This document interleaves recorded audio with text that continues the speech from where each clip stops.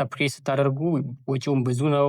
ከዛም ደግሞ ዋነኛው ወጪ ይሄ የማርኬቲንግ ማቴሪያልስ እና እዚህ የግራፊክስ ዲዛይን ጋር ምናምን ያሉ ነገሮች በጣም ትልቅ ወጪዎች ናቸው። ቢዝነሱን ገና ሳትጀምሩ ደግሞ እነዚህ ወጪዎች በጣም እንትን ሊላችሁ ይችላል እና አይ በራሴ እሰራለሁ ካላችሁ ካንቫ በጣም ያግዛችኋል።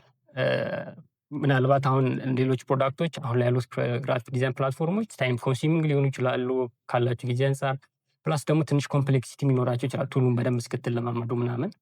ለዛ ለእናንተ አይነት ሰዎች ያገዛችኋል።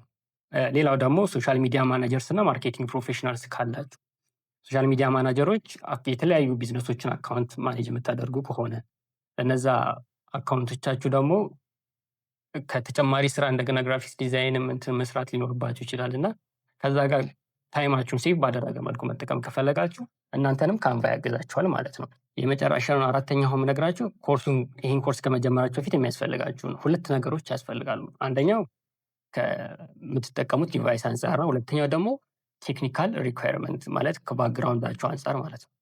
ከመጀመሪያው ልጀምርላችሁና የቴክኒካል የዲቫይስ ሪኳየርመንት እጃችሁ ላይ ቢሆን ላፕቶፕ ወይም ደግሞ ዴስክቶፕ ኮምፒውተር ቢኖራችሁ ሪከመንድ ይደረጋል።